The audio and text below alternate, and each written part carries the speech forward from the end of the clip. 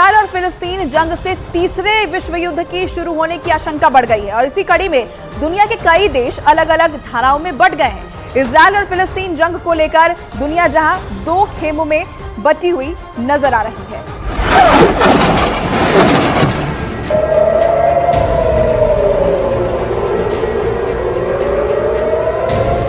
Israel और फिलिस्तीन जंग के बाद दुनिया दो धड़ों में बंट गई, एक इजरायल के साथ तो दूसरा फिलिस्तीन के साथ।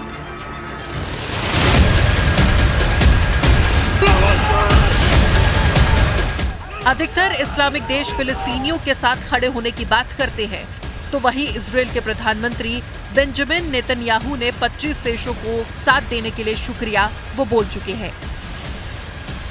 बड़ा सवाल है, इस जंग में कौन देश किसके साथ है? दुनिया के कौन देश इजरायल के साथ हैं और कौन कौन से देश फिलिस्तीन के साथ हैं?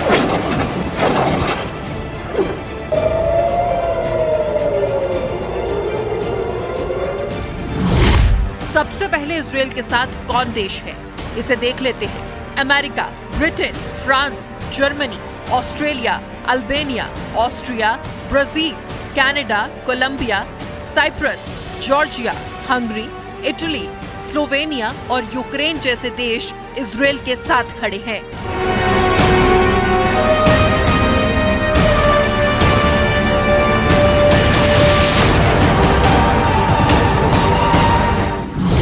दूसरी तरफ फिलिस्तीन के साथ चीन है, सऊदी अरब, तुर्की, सीरिया, ईरान, पाकिस्तान, कुवैत जैसे इस्लामिक देश इजरायल के खिलाफ हैं। तुर्की के राष्ट्रपति रेचेप तैयब अर्दोआन ने एक कदम आगे बढ़कर इजरायल को सख्त चेतावनी दे डाली।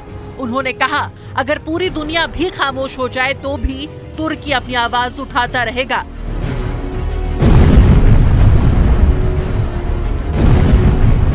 इजरायल पर हमास के आतंकी हमले के बाद प्रधानमंत्री नरेंद्र मोदी ने प्रतिक्रिया दी है। मोदी ने कहा कि इजरायल में आतंकवादी हमलों की खबर से गहरा सदमा लगा है। हमारी संवेदनाएं और प्रार्थनाएं निर्दोष पीड़ितों और उनके परिवारों के साथ है। हम इस कठिन समय में इजरायल के साथ एकजुटता से खड़े हैं।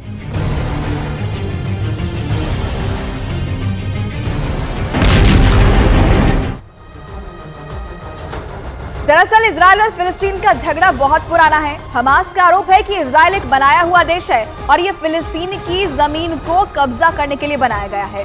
आपको मैप के जरिए समझाने की कोशिश करते हैं कि कैसे फिलिस्तीन गायब हो गया और इजरायल दरअसल एक देश के रूप में स्थापित हो गया। इसे सिलसिलेवार ढंग से आप समझिए, ग्राफिक्स के जरिए समझिए। देखिए, 1917 से पहले जो नक्शा हुआ करता था वो कैसा था। फिलिस्तीन का ये नक्शा आप देखिए, जहां पर आपको इजरायल बहुत छोटा सा यहाँ पर दिखाई देगा, लेकिन धीरे धीरे ये नक्शा कैसे तब्दील होता है। और आपको बता दें कि 1947 में ये नक्शा सामने आता है जहां फिलिस्तीन जो है वो सिमटता हुआ नजर आया और उसके बाद 1948 में देखिए अब फिलिस्तीन सिमटकर और छोटा हो गया और आपको बता दें कि इजरायल जो है वो एक देश के रूप में स्थापित होता हुआ दिखाई दिया। 1967 के बाद का ये नक्शा आप देखिए, यहाँ पर फिलिस्तीन और छोटा होता चला गया और इजरायल अपने नक्शे में और भी ज्यादा बढ़ता हुआ दिखाई दिया।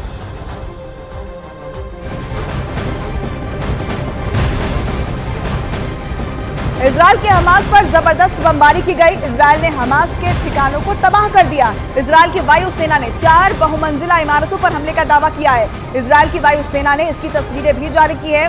तो आपको बता दें कि इजरायल की वायुसेना पलटवार कर रही है, बमबारी की गई है और इजरायल की तरफ से हमास के ठिकानों को चुन चुन कर अब निशाना बनाया जा रहा है।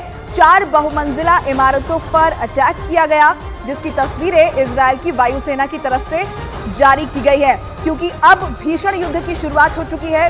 नेतन्याहू ने भी इस बात का जिक्र कर दिया है कि दुश्मन जो है वो बचेगा नहीं। ऐसे में किस तरीके से इजरायल की वायुसेना ने मोर्चा संभाला है और कहां-कहां अटैक किए जा रहे हैं इन तस्वीरों में देखिए।